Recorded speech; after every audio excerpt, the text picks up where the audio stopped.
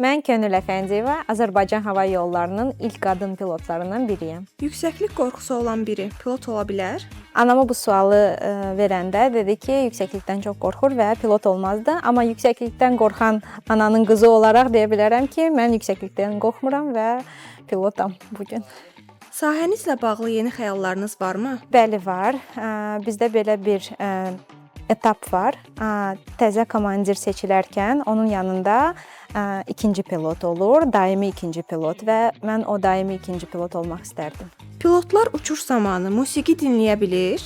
Əslində istəsəydik dinləyə bilərdik. Sadəcə bütün konsentrasiyamız və işə yönəlidir deyə sistemləri nəzarət etməliyik, yerlə əlaqə qururuq və cürbəcür prosedurlar edirik deyə musiqi dinləmirik.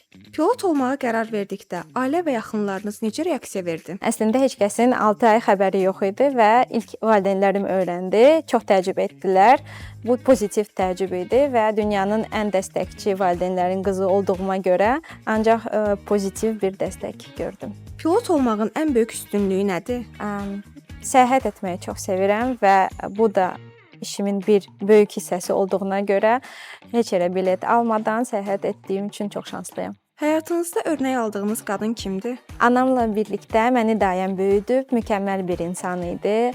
Çox səyahət edirdi, çox inkişafa yönəli bir insan idi və o mənə çox təsir edib və bəlkə də bu gün pilot olmağım onun təsiridir.